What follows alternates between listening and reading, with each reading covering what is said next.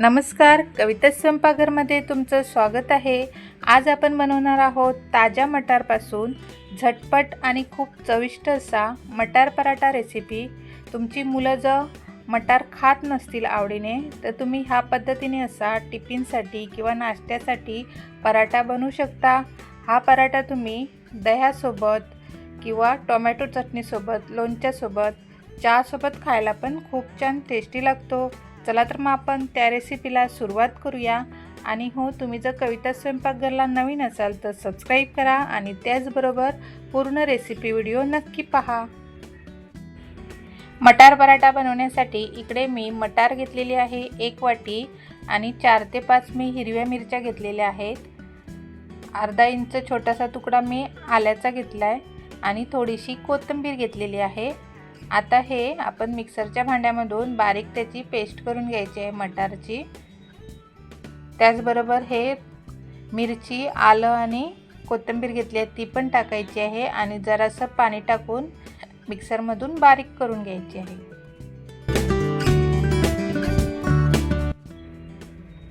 हे बघा, मटारचं मिश्रण मी बारीक असं वाटून घेतलेलं आहे।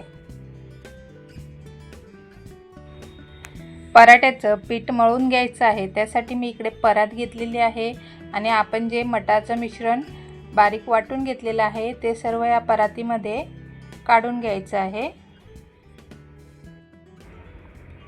यामध्ये चवीपुरतं अर्धा चमचा मी मीठ टाकून घेत आहे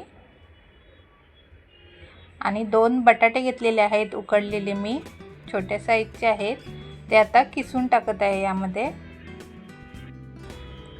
तुम्हाला जर बटाटा टाकायचा नसेल तर नाही टाकलात तरी चालेल, नुसत्या मटारचे पण तुम्ही पराठे बनवू शकता।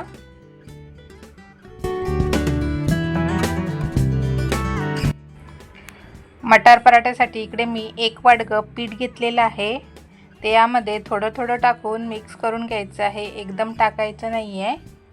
मी पहिलं थोडं टाकून हे व्यवस्थित मिक्स करून घेते आहे। जेवढं आपलं या मिश्रणाला पीठ लागेल तेवढंच पीठ वापरायचं आहे, थोडं थोडं टाकून। हे बघा, हे आता व्यवस्थित असं मिक्स करून घेऊ।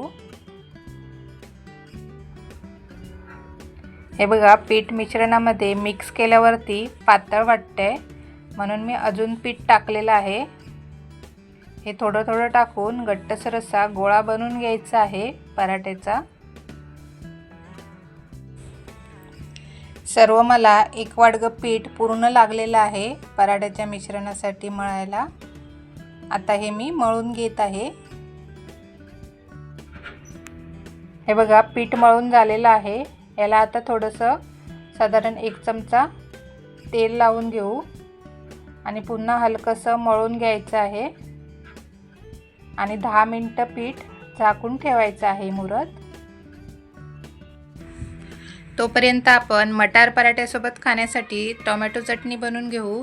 त्यासाठी मी 3 छोट्या साईजचे टोमॅटो घेतलेले आहेत, ते बारीक कापून टाकले आहेत मिक्सरच्या भांड्यामध्ये। हे बघा, आणि 5 मी हिरव्या मिरच्या घेतलेल्या आहेत। तुम्हाला ज्या प्रमाणात चटणी तिखट पाहिजे त्या प्रमाणात तुम्ही मिरचीचं प्रमाण वापरू शकता। ते हाताने असे तोडून टाकायचे आहेत थोडे। आणि कोथिंबीर थोडीशी घेतली आहे, ती पण टाकते। चवीपुरतं मीठ टाकायचं आहे आणि हे मिक्सरला बारीक असं वाटून घ्यायचं आहे। बघा, टोमॅटो चटणी आपली बनवून तयार आहे पराठ्यासोबत खाण्यासाठी। मटार पराठ्याचं मिश्रण मळून ठेवून साधारण 10 ते 15 मिनिटं झालेली आहेत। आता पुन्हा आपण थोडंसं मळून घेऊया पीठ। हे बघा, मस्त असं नरम पीठ झालेलं आहे। आता याचे छोटे छोटे गोळे करून घ्यायचे आहेत। तुम्हाला ज्या साईजचा पराठा बनवायचा आहे तेवढ्या साईजचे गोळे बनवून घ्यायचे आहेत। मी पहिले सर्व गोळे बनवून घेत आहे पराठ्याचे।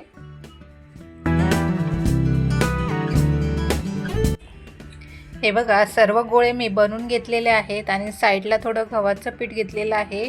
आता आपण पराठे बनवायला घेऊयात।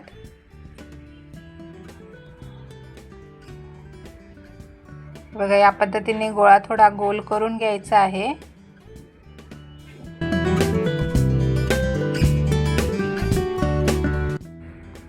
गोल केल्यावर थोडासा चपटा करायचा आणि गव्हाचं पीठ त्याला लावून घ्यायचं आहे आणि हलक्या हाताने लाटण्याने गोल गोल करून हे बघा व्यवस्थित असा पराठा लाटून घ्यायचा आहे।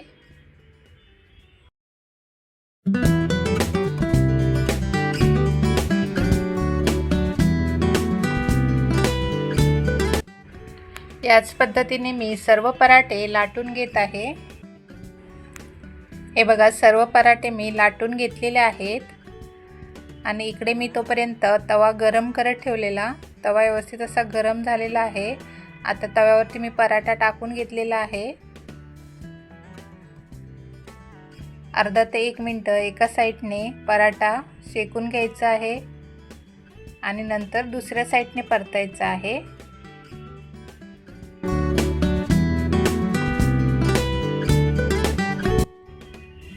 आता दुसऱ्या साईडने परतून घेऊ आणि दुसऱ्या साईडने पण व्यवस्थित असा पराठा शेकून घ्यायचा आहे।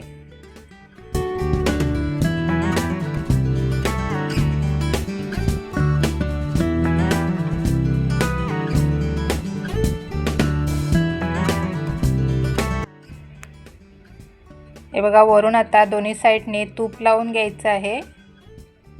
मस्त असा टम्म फुगलाय पराठा बघा। याच पद्धतीने मी बाकीचे सर्व पराठे शेकून घेणार आहे। मस्त मऊसूत असे लहानांपासून मोठ्यांपर्यंत सगळ्यांनाच आवडतील असे मटार पराठा बनवून तयार आहे। तुम्ही पण या पद्धतीने नक्की बनवा आणि त्यासोबत बनवली आहे मी टोमॅटोची चटणी। तुम्ही दह्यासोबत लोणच्यासोबत पण खाऊ शकता किंवा चहासोबत पण खूप छान टेस्टी लागतात।